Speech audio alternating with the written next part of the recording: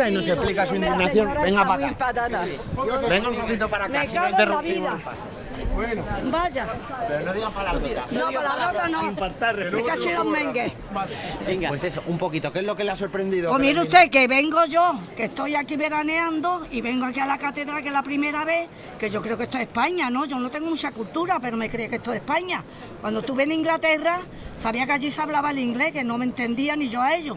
Y tuve que aguantar, pero vengo aquí, que esto me creo yo que es España. Y resulta que empieza el cura y habla que si Deu, que si le falta el Deu, que si no sé qué, que si no sé cuánto. Pero esto que es lo que es, ya Prado, y eso que es Prado ni Prado. Prado es un Prado de bellota. Y digo, pero esto que es lo que es, estoy yo en España, estoy en México, esto que es lo que es.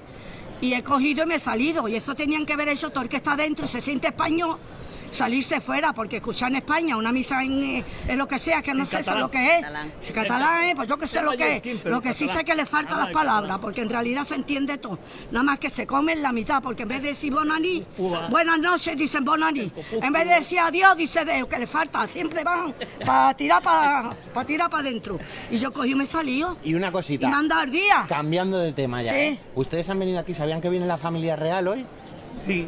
Sí, a la familia real también le van a hablar en Deu. Ya veremos luego. Ah, pues no lo sé, pues no tendrían que estar dentro, tendrían que hacer lo mismo que he hecho yo, salirme. Y mucha gente que se han salido también, porque es una pena. Yo bastante tuve cuando fui inmigrante de irme a Inglaterra y escuchar lo que no entendía, pero aquí en mi tierra había yo eso. Es la primera vez que vengo aquí, la última, desde luego, yo ya no vengo más aquí. ¿De dónde son ustedes? A Canarias, yo de Granada.